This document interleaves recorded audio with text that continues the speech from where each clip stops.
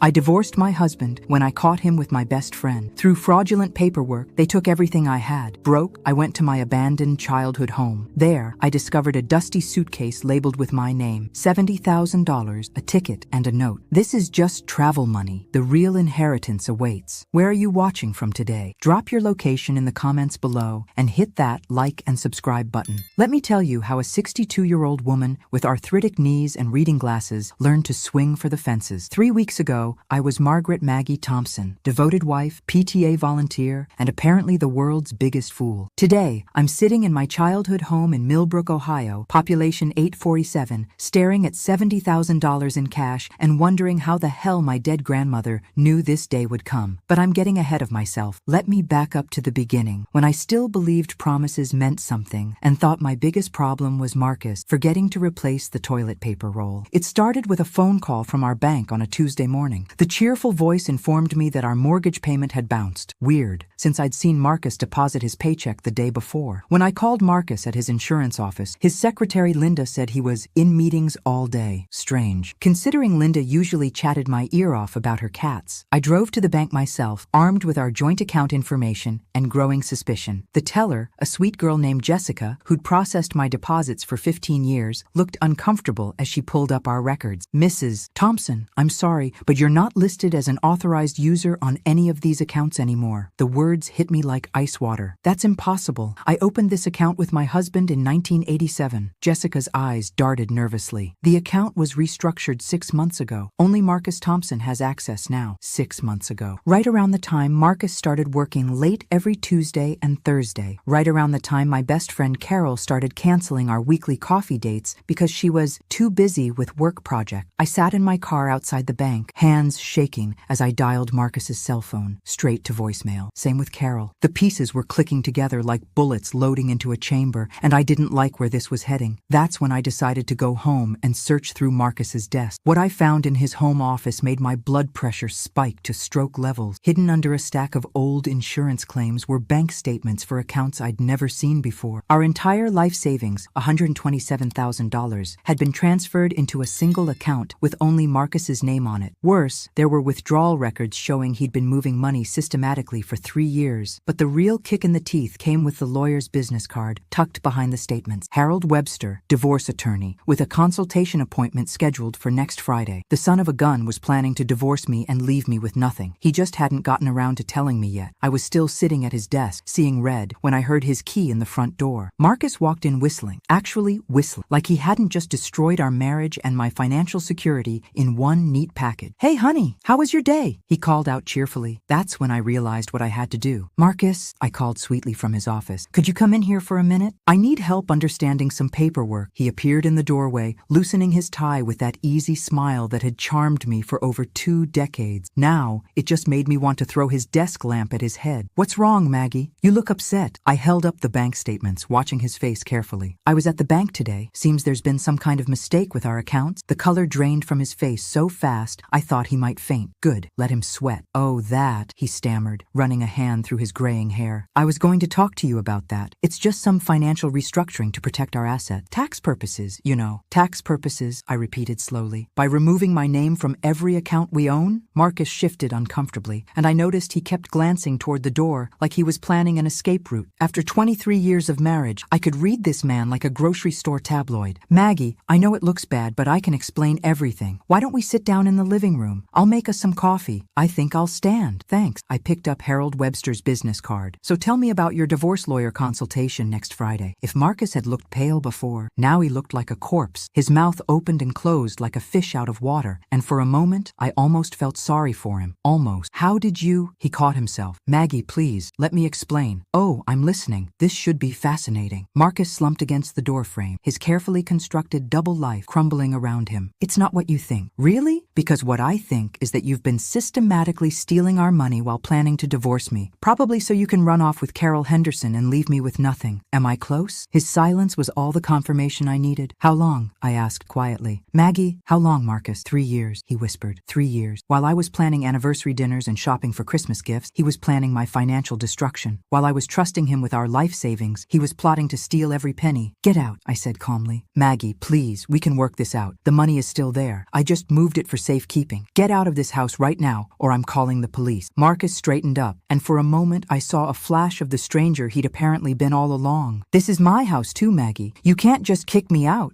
Actually, I can, because according to the property records I checked this afternoon, you quietly transferred ownership of this house to yourself last year too, which means you committed fraud, and I have every right to report it. That stopped him cold. You checked the property records? I may be a trusting wife. Marcus, but I'm not stupid. You want this house? You can have it, along with all the memories of what you destroyed for a few extra dollars and a cheap affair. I walked past him toward the kitchen, my hands remarkably steady considering the circumstances. You have 1 hour to pack what you need. After that, you can deal with my lawyer. Your lawyer? He followed me, panic creeping into his voice. Maggie, you don't understand the legal complications here. If you try to fight this, you could end up with nothing at all. I turned around slowly, and something in my expression made him take a step back. Marcus, you seem to forget that I managed our finances for 20 years before you decided to become a criminal. I know exactly what we own, what it's worth, and what you've stolen. More importantly, I know things about your business practices that might interest the insurance commission. His face went white again. Apparently, I'd hit a nerve. The Henderson account, I continued conversationally. You remember Carol's husband's business insurance that you personally handled? The one where you inflated the premiums by 30% and pocketed the difference? I helped you with those calculations, remember? Before I knew what they were really for. Marcus grabbed the kitchen counter for support. You wouldn't try me. That's when he realized that his devoted, trusting wife had just turned into his worst nightmare. Marcus left that night with 2 suitcases and his tail between his legs. I changed the locks before his tail lights disappeared down Maple Street. Thank goodness for 24-hour locksmith services and a hefty emergency credit card he didn't know about. The next morning, I called Harold Webster's office myself. I'd like to schedule a consultation, I told his secretary. My husband Marcus Thompson has an appointment Friday, but I think I should go first. Harold Webster turned out to be exactly what I expected. A shark in an expensive suit with the moral flexibility of a contortionist. He sat across from his mahogany desk, reviewing the files Marcus had already provided, occasionally glancing up at me with poorly concealed surprise. Mrs. Thompson, I have to say, this is unusual. Your husband portrayed the situation quite differently. I'm sure he did. What exactly did he tell you? Harold cleared his throat delicately. He indicated that you were financially irresponsible, that you'd been making poor decisions with joint assets, and he was concerned about protecting the family's long-term security. I almost laughed. And you believed him? The documentation he provided was quite thorough. Bank records showing large, unexplained withdrawals from savings accounts, credit card debt, canceled insurance policies, all of which he created himself after removing my access to our account. I pulled out my own folder, 23 years of meticulously kept financial record. Here's the real documentation, Mr. Webster. Every bank statement, every canceled check, every investment decision we made together until last year when Marcus decided to play financial dictator. Harold studied my papers with increasing interest. These records are very detailed. I was a bookkeeper before I married Marcus. Old habit, and very damaging to your husband's case. Mrs. Thompson, if these documents are accurate, your husband has committed several serious crimes. Multiple felonies, I believe. Fraud, theft, identity theft, possibly conspiracy if Carol Henderson was involved in the financial planning. Harold leaned back in his chair, clearly recalculating his strategy. What exactly are you looking for in a divorce settlement? Everything he stole, plus damages for emotional distress, legal fees, and the cost of rebuilding my life from scratch. That's aggressive. So is systematically destroying your wife's financial security while planning to abandon her for your secretary's best friend. Harold actually smiled at that. You know, Mrs. Thompson, I think I misjudged this situation. Would you be interested in engaging my services instead? That depends. Are you better at offense or defense? Both, but I have a feeling you're going to need offense. I left Harold's office with a retainer agreement and a strategy that would make Marcus's head spin. Step 1, freeze all joint assets immediately. Step 2, file fraud charges. Step 3, make him pay for every penny he'd stolen, plus interest. But first, I had a phone call to make. Carol Henderson answered on the 3rd ring, her voice sugar-sweet and fake as artificial vanilla. Maggie, how are you? Honey, I heard about the troubles with Marcus. Did you now? And where exactly did you hear that, Carol? A pause. Oh, you know how small towns are. Word travels, especially when you're the one spreading it. Tell me, Carol, how long have you been practicing for the role of homewrecker? Because you're really quite good at it. Another pause. Longer this time. Maggie, I don't know what you think you know. I know Marcus has been hiding money in accounts you helped him him set up. I know you've been covering for his absences from work, and I know you've been planning this little financial heist together for 3 years. That's ridiculous, is it? Because my lawyer seems to think conspiracy charges are on the table, especially when one conspirator happens to work at the bank where the fraudulent accounts were open. Silence. Interesting. Carol, honey, I continued in my sweetest voice, you might want to call your own lawyer. I have a feeling you're going to need one. I hung up before she could respond, feeling satisfied for the first time in weeks. Let her sweat for a while. That afternoon, I drove out to my grandmother's house for the first time since her funeral 3 years ago. The old Victorian sat on 5 acres outside town, looking exactly as run down and forgotten as I'd left it. Weeds had overtaken the garden. Paint was peeling from the shutters, and the front porch sagged like an old woman's back. But it was mine, free and clear, and more importantly, it was somewhere Marcus had never been. I found the spare key under the same flower pot where Grandma Rose had kept it for 40 years, and let myself into the musty silence of my childhood memories. Everything was covered in dust sheets, but underneath, the furniture was solid and well made. The bones of the house were good. That's when I found the suitcase. It was sitting on my grandmother's bed, ancient leather worn smooth with age, with a manila tag tied to the handle, in my grandmother's careful handwriting, for Margaret when she needs it most. Inside were stacks of cash, neatly bundled and counted, $70,000, an old passport in my maiden name, and a plane ticket to London dated for next week. At the bottom, a sealed envelope with my name on it. I opened it with shaking hand. My dearest Margaret, the letter began in Grandma Rose's familiar script. If you're reading this, it means Marcus finally showed his true colors. I've been expecting this day since your wedding, when I saw how he looked at money like it was more important than people. This is just travel money, sweetheart. The real inheritance is waiting for you in London. Ask for James Morrison at Barclays Bank, Piccadilly branch. Trust no one until you get there. And remember, you're stronger than you know. Love always, Grandma Rose. I sat on that dusty bed, holding $70,000 in cash, and realized my grandmother had been planning my escape route for 23 years. The only question now was, did I have the courage to use it? I stared at that plane ticket until my eyes burned. London, tomorrow. A city I'd never visited, to meet a banker I'd never heard of, following instructions from a grandmother who'd been dead for 3 years, but apparently knew more about my future than I did. The smart thing would be to stay and fight Marcus through the court, take him for everything he'd stolen, make him pay for the betrayal, rebuild my life in familiar territory. The safe thing would be to move into Grandma's house, get a job at the local diner, and live quietly on whatever scraps Harold Webster could salvage from the wreckage of my marriage. But as I sat in that dusty bedroom, holding a passport I didn't remember applying for and cash that shouldn't exist, I realized my grandmother hadn't raised me to do the smart thing or the safe thing. She'd raised me to do the right thing. And the right thing was getting as far away from Marcus Thompson and his financial games as possible. I spent the next 18 hours in a whirlwind of preparation. First, I met with Harold Webster to set up an automatic legal strategy. Let him handle the divorce proceedings while I was out of the country. Keep Marcus and Carol tied up in depositions and court filings. Make their lives as complicated as they'd made mine. Are you sure about this international travel? Harold asked, reviewing the power of attorney documents. It might look like you're fleeing. I'm not fleeing. I'm regrouping. There's a difference. And if your husband tries to claim abandonment, let him try. Hard to claim abandonment when he's the one who stole our life savings and moved in with his mistress. Harold smiled grimly. Fair point. How long will you be gone? As long as it takes. I closed my bank accounts, packed 2 suitcases with everything that mattered, and left detailed instructions with Harold about handling the house sale. Marcus could have the mortgage payments, along with all the maintenance, taxes, and repairs that came with a 20-year-old suburban colonial that was falling apart at the seams. The hardest part was calling my sister Jenny in Portland. You're doing what? She shrieked when I explained my travel plans. Maggie, have you lost your mind? You can't just fly to London based on some crazy letter from Grandma Rose. Why not? Because you're 62 years old. You don't speak the language. You don't know anyone there. They speak English in London, Jenny. And I know James Morrison at Barclays Bank. You've never heard of James Morrison until yesterday. Details. This is insane, Maggie. Come stay with me instead. Portland's nice. You could get a job. Meet someone normal. Jenny, I've spent 23 years being safe and normal. Look how that turned out. There was a long pause. You're really going to do this. I'm really going to do this. Then I'm proud of you, she said quietly. Scared out of my mind, but proud. Call me when you get there. I hung up feeling lighter than I had in months. The flight to London was my first time overseas, and I spent 8 hours alternating between terror and excitement. What if Grandma Rose had lost her mind in her final years? What if this James Morrison didn't exist? What if the whole thing was some elaborate practical joke from beyond the grave? But as the plane descended through gray clouds toward Heathrow Airport, I felt something I hadn't experienced in years. anticipation. For the first time in decades, I had no idea what was coming next, and I liked it. James Morrison turned out to be a distinguished man in his 70s, with silver hair and the kind of crisp British accent that made everything sound important. He met me in the marble lobby of Barclays Bank on Piccadilly, shook my hand warmly, and led me to a private office overlooking the busy London street. "Mrs. Thompson," he said, settling behind his desk with a thick file. "Rose spoke of you often over the years. She was very proud of you. You knew my grandmother well?"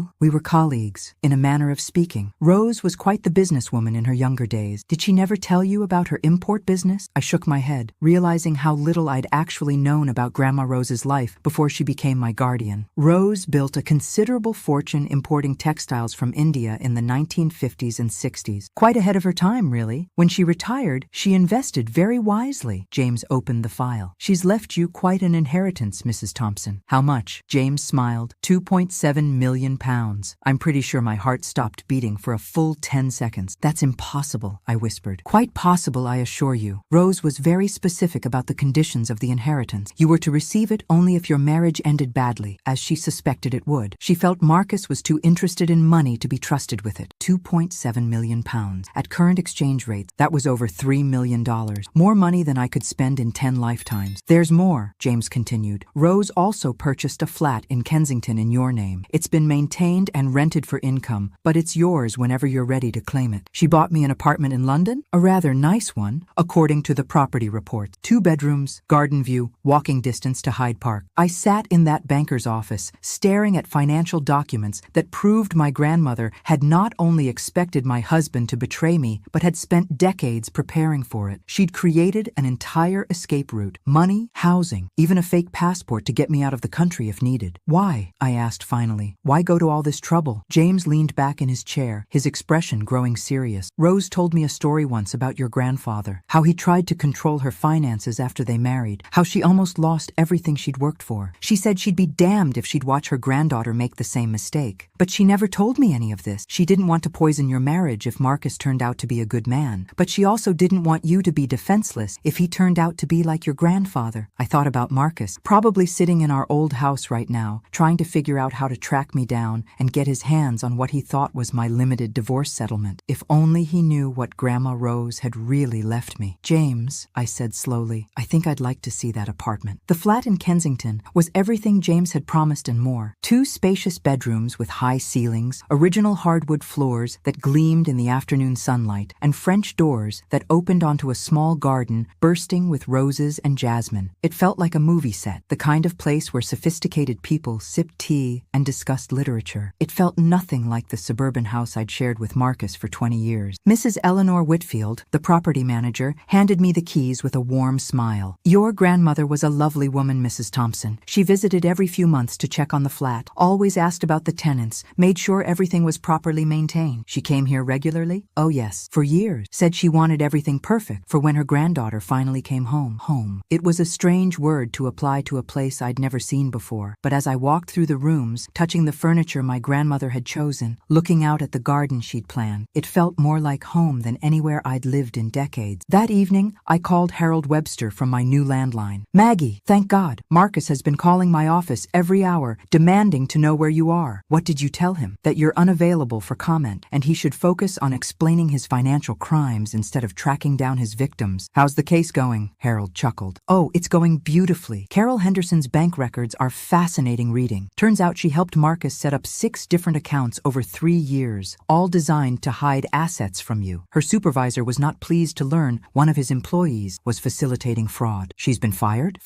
arrested, and charged as an accessory. The bank is cooperating fully to avoid regulatory action. They've frozen all of Marcus's accounts and turned over every document we requested." I settled into the comfortable armchair by the window, watching London traffic stream past. "And Marcus? Panicking. His lawyer called today trying to negotiate a settlement. Apparently your husband is claiming he moved the money to protect it from your irresponsible spending habits." "Irresponsible spending habits?" "That's what he claims. Says you were running up credit card debts and making poor financial decisions." I almost laughed. "In 23 years of marriage, my biggest financial indulgence had been buying premium coffee instead of the store brand. Harold, I want you to demand a full financial accounting going back 5 years. Every account, every transaction, every penny he's touched. And I want Carol Henderson's cooperation agreement to include testimony about about her role in the conspiracy, already in motion. Maggie, I have to ask, where are you getting the money for this kind of aggressive legal strategy? These depositions and financial investigations are expensive. Let's just say my grandmother left me better prepared than anyone imagined. How much better prepared? Well enough that I'm not worried about legal fees. Harold was quiet for a moment. Maggie, should I be preparing for a much larger settlement demand? Harold, I want you to take Marcus for everything he's worth, everything he stole, everything he hid, everything he thought he could get away with. And then I want punitive damages for pain and suffering. That's aggressive. So is systematically stealing your wife's financial security while planning to abandon her. Fair point. I'll draw up the papers. After I hung up, I made another call, this one to a number I'd found in my grandmother's papers. Morrison and Associates Private Investigation. A crisp voice answered. I'd like to speak with someone about locating hidden assets. Certainly. May I ask who referred you? Rose Morrison recommended your services. There was a pause. Mrs. Thompson? Yes, we've been expecting your call for 3 years. Apparently, my grandmother's preparation had been even more thorough than I'd realized. Morrison and Associate, no relation to James Morrison at Barclays, despite the name, specialized in finding money that people tried to hide. International accounts, offshore trusts, shell companies, cryptocurrency wallet. If Marcus had been squirreling away money beyond what Harold had already found, they would find it. Your grandmother retained our services in advance, the investigator Patricia Cole explained when we met the next day. She wanted us ready to move immediately if you ever needed us. She thought Marcus was hiding more than just our joint account. She suspected he was the type of man who always kept an escape fund. Men like your husband rarely put all their eggs in one basket. Patricia had steel gray hair, sharp eyes, and the kind of professional demeanor that suggested she'd uncovered more than her share of financial secrets over the years. We'll need about 6 weeks for a comprehensive search, she continued. Bank records, property searches, business partnerships, investment accounts. If he's got money hidden, we'll find it. 6 weeks, 42 days to tear apart Marcus's financial life the way he'd torn apart mine. I spent those weeks exploring London like a tourist, but planning like a general. I visited museums and galleries, walked through Hyde Park, discovered tiny restaurants in hidden corners of the city, but I also met with investment advisors, real estate agents, and legal experts. If I was going to build a new life, I wanted it built on solid ground. The call from Patricia came on a rainy Thursday morning. Mrs. Thompson, I think you'll want to see this in person. I met her at a coffee shop in Covent Garden, where she spread documents across our table like a dealer shuffling cards. Your husband is more creative than we expected, she said without preamble. We found 11 separate accounts in 4 different countries, Cayman Islands, Switzerland, and 2 in Ireland. Total hidden asset, approximately $847,000. I stared at the papers. Nearly $1 million that Marcus had stolen and hidden. Money he'd planned to disappear with when he finally left me. There's more, Patricia continued. He's been doing this for 5 years, not 3. The affair with Carol Henderson was just the latest phase. We found evidence of at least 2 other relationships where he used joint assets to impress other women. 5 years. A quarter of our marriage had been a lie. And the insurance business? Systematic fraud, inflated premiums, fabricated claims, kickbacks from preferred contractors. We estimate he's stolen over $200,000 from clients over the past 4 years. Patricia slid another document across the table. But this is the interesting part. Your husband has been planning to disappear for over a year. He's got new identity documents, a property purchase agreement in Costa Rica, and plane tickets for next month. I looked at the Costa Rica property listing, a beachfront villa with a private dock, and no extradition treaty with the United States. He was going to leave me with nothing and disappear to Costa Rica. That appears to be the plan. Leave you holding the bag for his business debts, his legal problems, and his tax issues, while he starts fresh in a country that doesn't cooperate with U.S. law enforcement. I thought about the woman I'd been 6 weeks ago, trusting and naive, planning anniversary dinners while my husband planned my financial destruction. That woman would have been devastated by this betrayal. The woman sitting in this London coffee shop felt something entirely different. Relief. Patricia, I said slowly, I want copies of everything you found sent to Harold Webster immediately. And I want you to notify the appropriate authorities about the insurance fraud and the hidden assets. The IRS will be very interested in those offshore accounts. I'm sure they will be. I walked home through the London rain, thinking about Marcus's carefully planned escape to Costa Rica. How long had he been laughing at me, playing the devoted husband while planning to leave me broke and alone? It didn't matter now, because Grandma Rose had planned better than he had, and tomorrow Harold Webster was going to destroy him. The phone rang at 6 a.m. London time, midnight in Ohio. Harold Webster's voice was practically vibrating with excitement. Maggie, you need to know what's happening here. Marcus showed up at my office this morning with his lawyer, demanding to know your location and insisting on an immediate settlement conference. I propped myself up in bed, reaching for the cup of tea I'd learned to keep on my nightstand. What did you tell him? That his client was in no position to make demand, considering the new evidence we'd received. When I started reading from Patricia's report about the Cayman Islands accounts, his lawyer actually went pale. How pale are we talking? Vampire pale. Dead fish pale. Marcus started sweating so much I thought we'd need to call an ambulance. I smiled, sipping my tea and watching the London dawn creep across my bedroom ceiling. Did he try to explain the hidden accounts? Oh, he tried. Said they were investment vehicles for your mutual benefit, that he was planning to surprise you with the returns. His lawyer kept kicking him under the table to shut him up. And the Costa Rica property? That's when things got really interesting. Marcus claims he was buying it as a vacation home for your retirement. When I mentioned the fake identity documents, his lawyer stood up and said they needed to reschedule. How soon until the authorities get involved? The IRS is already moving. They raided his office yesterday afternoon, seized all his computers and files. The insurance commission suspended his license pending investigation, and the local police want to interview him about the fraud charges. I set down my teacup, feeling a deep satisfaction settle in my chest. Is he still with Carol? Not anymore. She threw him out when she got arrested. He's living in a motel on Route 9, driving that old pickup truck since the BMW was seized as a potential asset. Marcus in a motel, driving his 15-year-old truck, watching his carefully constructed life collapse in real time. 6 weeks ago, that image would have broken my heart. Now it just seemed like justice. Harold, what are our chances of getting everything back? Everything. Plus damages, plus interest, plus legal fees. Maggie, when this is over, Marcus Thompson is going to owe you money. After I hung up, I called James Morrison at Barclays. I think it's time to start making some investments. Excellent. Did you have anything particular in mind? I want to buy my grandmother's old house back. The one in Ohio? The one Marcus is probably going to lose in the divorce settlement. I want to purchase it at market value and turn it into something useful. Such as? I thought about my grandmother's letter, about the women she'd known who'd lost everything to controlling husband. A shelter for women getting out of bad marriages who need a safe place to rebuild their lives. A worthy cause. I'll have our property acquisition team handle the details. And James, I want to do it anonymously. Marcus doesn't need to know who's buying his precious house until after the sale is final. I understand completely. That afternoon, I walked through Kensington Gardens, thinking about the life I was building. At 62, most people would say I was too old to start over, too old to live in a foreign country, too old to learn new ways of doing things, too old to risk everything on an uncertain future. Those people had never met my grandmother. My phone rang as I sat by the Diana Memorial, watching tourists take pictures and children feed the duck. Maggie? It was Jenny, calling from Portland. I just heard the most amazing thing from Mom's old neighbor in Millbrook. Is it true that Marcus is living in a motel? It's true. And that the FBI raided his office? IRS, but close enough. Holy crap, Maggie. What did you do to him? I stopped letting him steal from me. The whole town is talking about it. Apparently, Carol Henderson is telling everyone who'll listen that you hired international criminals to frame them. I laughed out loud, startling a nearby pigeon. International criminals? That's her story. She's claiming you disappeared to Europe to hire mob lawyers who specialize in destroying innocent small businessmen. Well, she's half right. I did disappear to Europe. Maggie, where exactly are you? I looked around at the manicured gardens, the elegant buildings, the ordered beauty of my new neighborhood. I'm home, Jenny. For the first time in 23 years, I'm home. That doesn't answer my question. Yes, it does. The next week brought a steady stream of updates from Harold. Marcus had been formally charged with insurance fraud, tax evasion, and conspiracy. Carol had agreed to testify against him in exchange for a reduced sentence. The divorce proceedings were moving forward with Marcus offering increasingly desperate settlement proposals. He's willing to give you everything, Harold reported. The house, both cars, all the legitimate assets, plus $50,000 in damages. What about the hidden money? He claims that's tied up in legal proceedings and can't be touched. Counteroffer. Everything he stole, everything he hid, everything he owned, plus $200,000 in punitive damages, plus all legal fees, plus a public apology in the Millbrook Gazette. A public apology? I want everyone in town to know exactly what kind of man Marcus Thompson really is. He'll never agree to that. Then we'll see him in court. But Marcus didn't want to go to court. 2 days later, Harold called with news that surprised even me. He's accepted everything except the public apology, claims it would destroy his reputation in the community. His reputation is already destroyed. Tell him he can choose between a public apology or a very public trial where all his crimes get aired in open court. And if he still refuses, then we go to trial and let a jury decide how much his betrayal was worth. Marcus caved the next day. The apology ran in the Millbrook Gazette the following week, a full-page ad that Harold had written and I had approved. I, Marcus Thompson, publicly apologized to my wife Margaret Thompson for my unconscionable behavior during our marriage. I stole money from our joint account, hid assets in offshore accounts, committed insurance fraud using my position as a licensed agent, and betrayed my marriage vows by conducting multiple affairs. Margaret Thompson was an exemplary wife who deserved none of the pain and financial abuse I inflicted upon her. I accept full responsibility for the destruction of our marriage and the crimes I committed. Anyone considering doing business with me should be aware that I am currently under federal investigation for tax evasion and insurance fraud. Jenny called me that evening, laughing so hard she could barely speak. Maggie, you evil genius. Do you know what you've done? Marcus can never show his face in Millbrook again. Every person in town has read that apology. They're talking about framing copies and hanging them in the diner. Good. Let them remember what happens when men think they can steal from their wives without consequences. I'm so proud of you I could burst. When are you coming home? I looked out my window at the London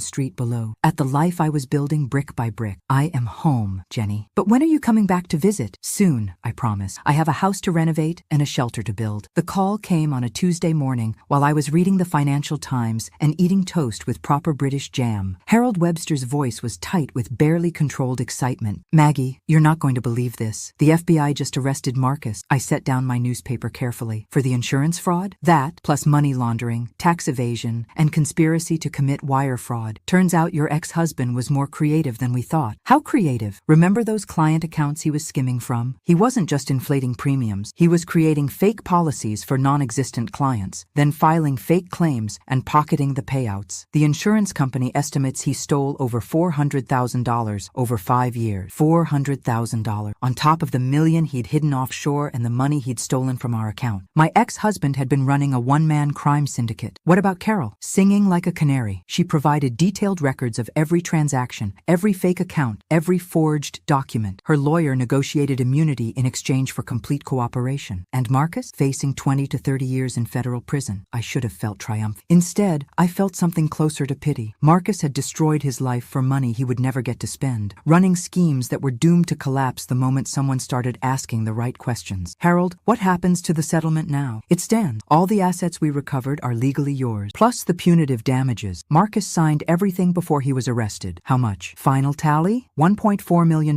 plus the house, plus his legitimate business assets. Maggie, you're officially a millionaire. A millionaire twice over, actually, counting my grandmother's inheritance. But Harold didn't need to know that. There's one more thing, Harold continued. Marcus wants to see you. Absolutely not. He's claiming he has information you need to hear. Something about your grandmother. That stopped me cold. What about my grandmother? He won't say, but his lawyer insists it's important. I thought about Grandma Rose, about all the secrets she'd kept, all the preparations she'd made. What could Marcus possibly know about her that I didn't? Set up a meeting, but I want it in your office, with you present, and recorded. When? I'll fly back this weekend. The flight to Ohio felt strange, like traveling backward through time. 3 months ago, I'd left as a broken woman fleeing her husband's betrayal. Now I was returning as someone else entirely, financially independent, legally vindicated, and completely in control of my own destiny. Harold met me at the airport, and I barely recognized myself in the reflection in his car window. The timid, dowdy housewife was gone, replaced by someone who looked confident, sophisticated, and completely unafraid. You look different, Harold observed as we drove to his office. I feel different. London agrees with you. Freedom agrees with me. Marcus was already waiting when we arrived, flanked by his court-appointed lawyer and wearing an orange jumpsuit that made his complexion look sallow and defeated. He'd lost weight, and there were new lines around his eyes that hadn't been there 3 months ago. He looked up when I entered the room, and I saw something flicker across his face. Surprise? Maybe. Or recognition that the woman sitting across from him was not the same person he'd married. Hello, Marcus. Maggie. His voice was hoarse. You look good. I am good. Harold says you have something to tell me about my grandmother. Marcus glanced at his lawyer, who nodded encouragingly. I know why she left you all that money. She left it to me because she loved me. That's not the only reason. Marcus leaned forward. Rose came to see me 3 years before she died. She knew about Carol, about the money I was moving. She knew everything. I kept my expression neutral, but my pulse quickened. What did she say? She said she'd been watching me since our wedding day, waiting for me to show my true colors. She said men like me always reveal themselves eventually, and when I did, she wanted to make sure you had options. She was right. Maggie, she offered me money, a lot of money, $500,000 to divorce you cleanly and walk away. The room went quiet. Harold stopped taking notes and stared at Marcus. She offered to pay you to divorce me? She said she'd rather pay me to leave than watch me destroy you slowly. She said you deserved better than a man who saw you as a retirement plan. I thought about my grandmother, sitting across from Marcus in her Victorian parlor, calmly negotiating my freedom before I even knew I needed it. What did you tell her? Marcus looked down at his shackled hands. I told her I loved you, that I would never hurt you, that she was wrong about me. But she wasn't wrong. No, she wasn't. He looked up at me with something that might have been regret. She said if I ever changed my mind, the offer would stand. All I had to do was call her lawyer and arrange a clean divorce. You'd get the house, I'd get the money, and everyone would walk away whole. Why didn't you take it? Because I thought I was smarter than she was. I thought I could have it all. You, your trust, and all the money I could steal. I thought I could play the game better than she could. Harold was scribbling furiously. This explains some things about your grandmother's estate planning. She knew, I said quietly. She knew exactly what kind of man he was, and she prepared for it. There's more, Marcus said. The house in London? She bought it specifically for you. She used to say that if a man betrayed you financially, the only solution was financial independence. She wanted to make sure you'd never have to depend on anyone again. I thought about my grandmother, spending decades building a safety net I didn't even know existed, preparing for a future she hoped would never come, but knew probably would. Why are you telling me this now, Marcus? Because I'm going to prison for a long time, and I wanted you to know that your grandmother was the smartest person either of us ever met. She saw through me from day one, and instead of just warning you, which you wouldn't have believed, she spent 20 years making sure you'd be okay when I finally showed my true colors. Marcus stood up, his chains rattling. I'm sorry, Maggie. Not sorry I got caught. Sorry I was the kind of man who needed to be caught. His lawyer led him away, and Harold and I sat in silence for several minutes. Your grandmother was remarkable, Harold finally said. She was. I wiped away tears I hadn't realized I was shedding. She saved my life before I even knew it needed saving. What now? I thought about the life waiting for me in London, about the money that would let me help other women the way my grandmother had helped me, about the house I was buying back from Marcus's creditors, the shelter I was planning to build. Now I go home and finish what she started. 6 months later, I stood in the living room of my childhood home, watching construction workers install new windows and update the electrical system. The Victorian mansion was being transformed from a neglected relic into something beautiful and functional, a haven for women rebuilding their lives after financial abuse. Jenny had flown in from Portland to help with the project, and she was currently directing the installation of a new kitchen with the efficiency of a general commanding troop. The contractor says we'll be ready for residents by Christmas, she called out, consulting the tablet where she'd been tracking our progress. That's ahead of schedule. Good. I want to open with a celebration that would make Grandma Rose proud. The Rose Morrison Center for Financial Independence was going to be more than just a shelter. Working with lawyers, accountants, and social workers, we designed a program that would provide not just temporary housing, but financial education, legal support, and job training for women escaping financially abusive relationships. Mrs. Thompson, the construction foreman, appeared in the doorway, hard hat in hand. We found something behind the walls in the master bedroom you might want to see. I followed him upstairs to what had been my grandmother's room, where workers had exposed the original brick wall during the renovation. Built into the bricks was a small safe I'd never known existed. Can you open it? Already did. The combination was taped to the back. He handed me a manila envelope that had been sealed inside. I opened it carefully, half expecting another surprise inheritance. Instead, I found photographs and documents that told a story I'd never heard. The pictures showed my grandmother as a young woman standing outside a textile factory with a group of other women. They looked determined, professional, and completely in charge. The documents were business licenses, partnership agreements, and financial statements from Rose Morrison Imports. At the bottom of the envelope was a letter addressed to me, dated just 2 weeks before my grandmother's death. My dearest Margaret, it began. If you're reading this, it means you've started the center, and the construction workers have done their job. I had this safe built specifically for this moment, because I wanted you to know the whole story. The women in these photographs were my business partners in 1955. We started Rose Morrison Imports because banks wouldn't lend money to unmarried women, and married women couldn't open businesses without their husband's permission. So we pooled our resources and created our own opportunities. 3 of these women lost everything when their husbands found out about their secret business profits and took control of their assets. That's when I learned that financial independence isn't just about making money. It's about protecting it from people who think they have a right to take it. I want you to know that every woman who walks through the doors of this house is following in the footsteps of women who've been fighting for financial freedom for generations. We're not victims, we're warriors, and this house is our fortress. The photographs and documents in this safe belong in the center's library. Let the women who come here know they're part of a long tradition of refusing to be financial prisoners. I'm proud of who you've become, and I'm proud of what you're building. But most of all, I'm proud that you learned what I learned 40 years too late, that the only person you can truly depend on is yourself. Love always, Grandma Rose. P.S. Check the floorboards under the bedroom window. There's one more surprise. I looked at Jenny, who had followed me upstairs and was reading over my shoulder. She really thought of everything, didn't she? Everything. I knelt down by the bedroom window, running my hands over the floorboards until I found one that felt different from the others. It lifted easily, revealing another small compartment. Inside was a simple wooden box containing my grandmother's jewelry, pieces I remembered her wearing when I was a child. But there was also something I'd never seen before, a gold locket with a photograph of all the women from the textile factory. On the back, engraved in my grandmother's careful script, Financial Independence, 1955, forever. She's been planning this for 70 years, I whispered. Planning what? All of it. The business, the inheritance, the center. She was creating a legacy of financial independence for women, and I'm just the latest chapter. I fastened the locket around my neck, feeling the weight of all those women who'd fought before me, and all the women who would be helped by what we were building. My phone rang. James Morrison from Barclays, calling with the monthly financial update. Good news, Mrs. Thompson. The investment portfolio is performing better than expected. You're currently sitting on just over £4 million. £4 million.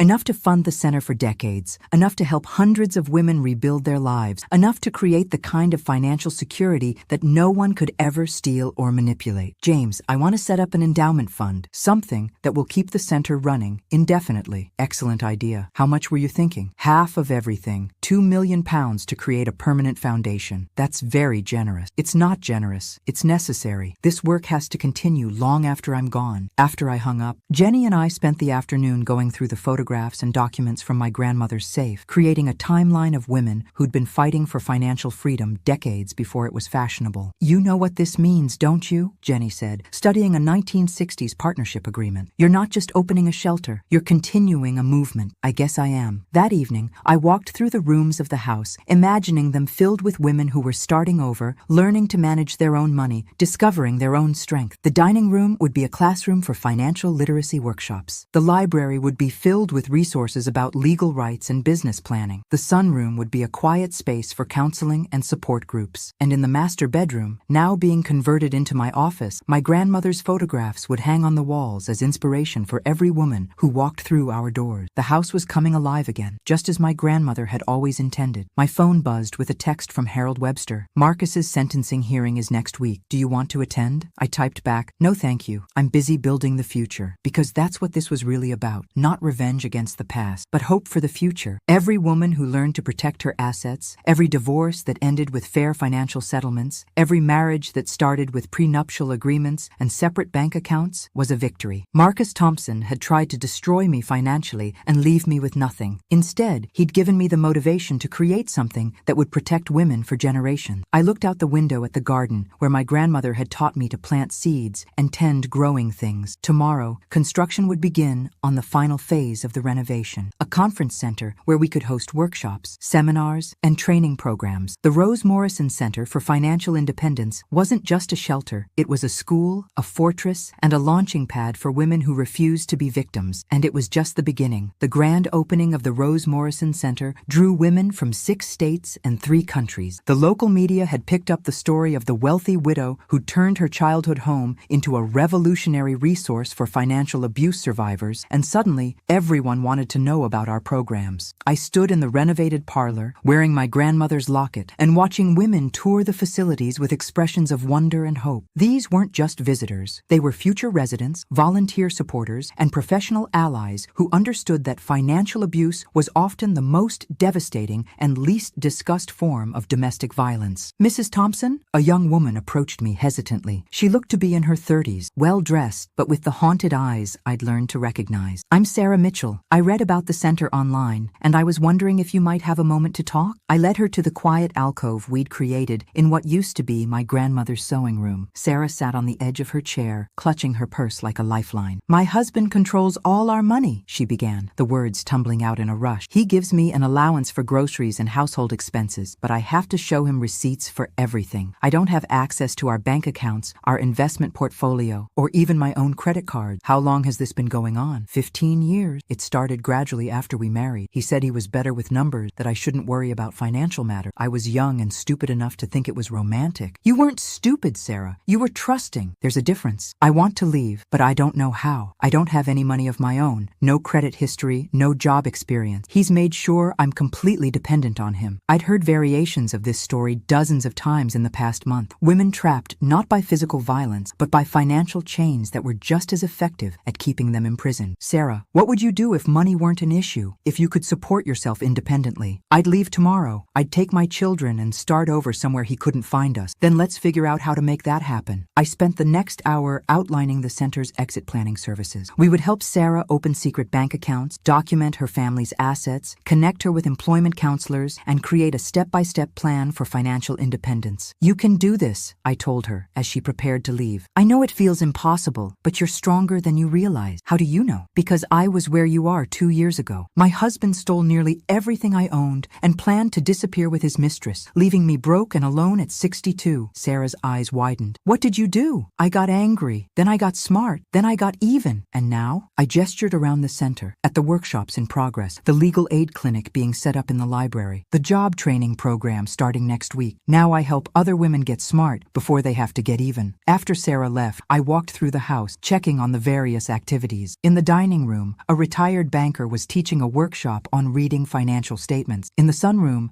a family law attorney was explaining divorce asset protection strategies. In the garden, a group of women were discussing business plan development over tea and sandwiches. This was what my grandmother had envisioned. Not just rescue, but empowerment. My phone rang, an international number I didn't recognize. Mrs. Thompson, this is Catherine Wells from the BBC. We're producing a documentary about financial abuse, and we'd love to interview you about the Rose Morrison Center. A documentary? The story of how you turned your own experience with financial abuse into a nationwide movement has caught international attention. We think our viewers would be very interested in your approach to the problem. A nationwide movement. Was that what this was becoming? Mrs. Wells, I'm flattered, but I'm just one woman running one program. Actually, Mrs. Thompson, you're much more than that. Are you aware that 17 other communities have contacted you about replicating your model? I wasn't aware of that. My assistant had mentioned calls from other states, but I hadn't realized the scope of the interest. Would it be possible to schedule an interview? We could film at the center, show the programs in action. Let me think about it. After I hung up, I called James Morrison at Barclays. James, I need to ask you something. If I wanted to expand the center's model to other locations, would the endowment fund be sufficient? How many locations? I'm not sure yet. Maybe a dozen to start. Mrs. Thompson, with your current assets and the performance of your investments, you could fund 50 centers if you wanted to. 50 centers. 50 communities where women could learn financial independence, where they could escape abusive relationships with dignity and hope. James, I want to set up a foundation, something that can operate independently, accept donations, and fund centers across the country. That's an excellent idea. I'll have our foundation specialists draft the paperwork immediately. That evening, I sat in my grandmother's chair in the library, surrounded by the photographs and documents we'd found in the hidden safe. The women in those pictures had started their own businesses when it was nearly impossible for women to do so. They'd fought for financial independence when the entire system was designed to keep them dependent. Now it was my turn to fight, not just for my own freedom, but for the freedom of women I'd never meet, in towns I'd never visit, facing battles I could barely imagine. My laptop chimed with an email notification. It was from Patricia Cole, the investigator who'd helped uncover Marcus's hidden asset. Mrs. Thompson, I have news you'll want to hear. Marcus Thompson died in federal prison yesterday. Heart attack. Thought you should know. I stared at the email for a long time, waiting to feel something. Sadness, relief, vindication. Instead, I felt empty. Marcus had destroyed his life for money he'd never gotten to spend, running schemes that had ultimately led to his death in a federal prison cell. He'd lost everything. His freedom, his health, his life, while I'd gained everything he'd tried to steal from me, and more. But his death didn't feel like victory. It felt like waste. I closed the laptop and walked through the center one more time before bed. In the morning, I would call the BBC and agree to the interview. I would start planning for a national foundation. I would begin the work of turning one small center in Ohio into a movement that could help women across the country. But tonight, I would simply remember the woman I'd been 2 years ago, scared, betrayed, and convinced her life was over at 62. That woman couldn't have imagined what was possible when you combined anger with intelligence, resources with purpose, and personal pain with a commitment to preventing others from suffering the same way. Tomorrow, the real work would begin. 2 years later, I stood on the stage at the Kennedy Center in Washington, D.C., looking out at an audience of senators, advocacy groups, and survivors preparing to give the keynote address at the National Conference on Financial Abuse Prevention. The Rose Morrison Foundation now operated 37 centers centers across the United States, with international inquiries coming in weekly. We'd helped over 2,000 women achieve financial independence, trained hundreds of professionals to recognize financial abuse, and lobbied successfully for new laws protecting victims' rights to hidden assets. But more important than the numbers were the faces, women like Sarah Mitchell, who now ran our Atlanta center after building a successful consulting business, women like Patricia Davidson, who'd exposed her husband's Ponzi scheme and helped the FBI recover millions for his victim, women who'd learned that financial independence wasn't just about money, it was about dignity, choice, and the freedom to determine their own futures. Ladies and gentlemen, I began. 2 years ago, I was a statistic, a 62-year-old woman whose husband had systematically stolen her financial security while planning to abandon her for a younger woman. According to conventional wisdom, I should have been grateful for whatever scraps I could salvage from the wreckage of my marriage. I paused, looking out at the audience of powerful people who were finally taking financial abuse seriously. Instead, I got angry, and then I got smart, and then I discovered something my grandmother had known for 70 years, that the best revenge against financial abuse isn't just getting your money back. It's making sure other women never have to fight that battle alone. The applause was immediate and thunderous, but I wasn't finished. The Rose Morrison Foundation exists because my grandmother, Rose Morrison, spent decades preparing for a betrayal she hoped would never come, but knew probably would. She couldn't prevent my husband from trying to destroy me financially, but she could make sure I had the resources to fight back. I clicked to the next slide in my presentation, showing a photograph of the original Rose Morrison Imports partners from 1955. These women understood something we're only now beginning to acknowledge, that financial abuse is not a private family matter. It's a criminal enterprise that destroys lives, devastates children, and costs our economy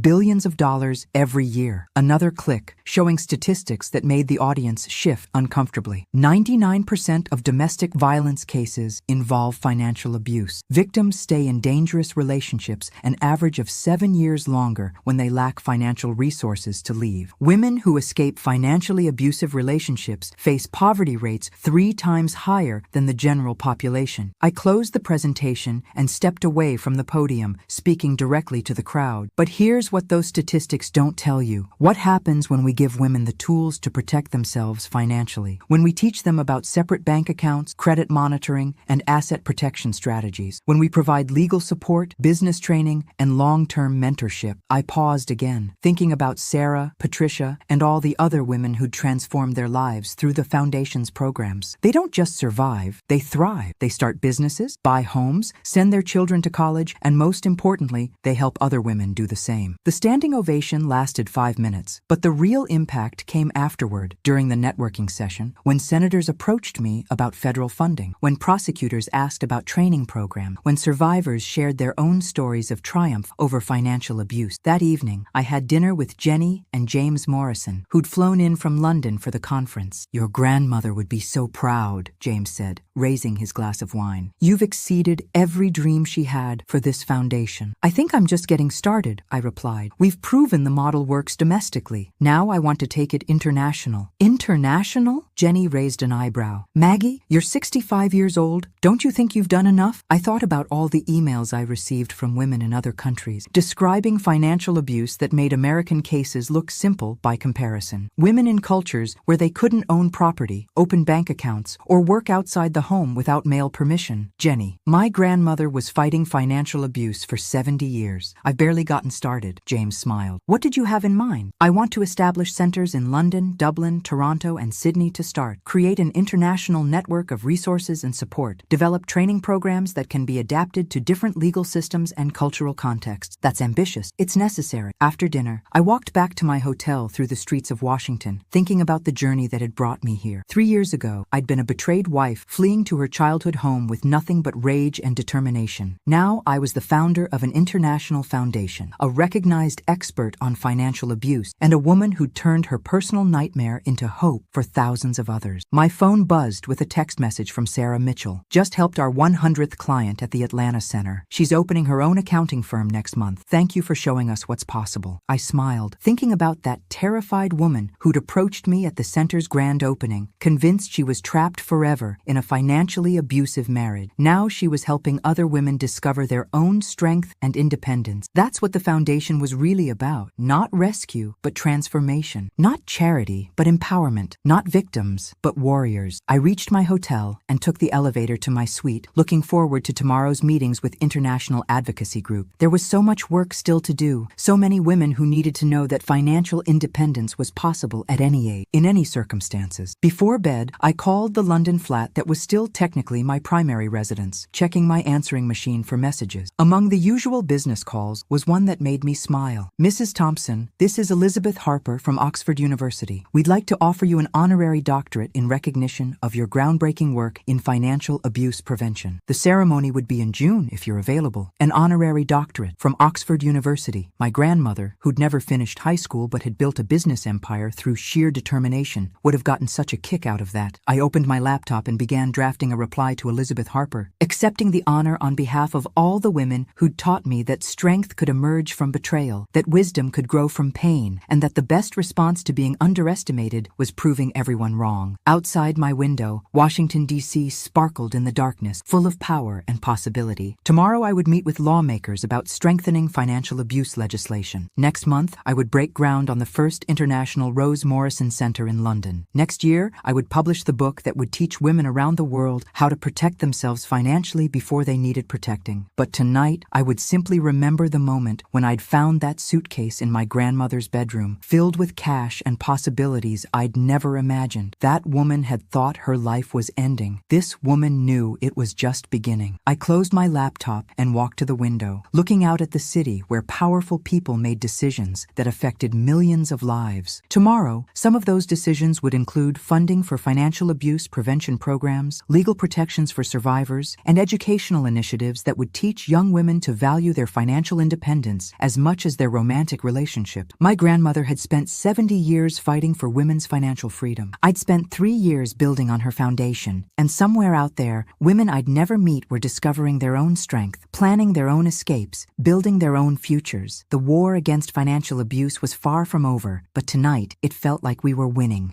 Thanks for listening. Don't forget to subscribe and feel free to share your story in the comments. Your voice matters.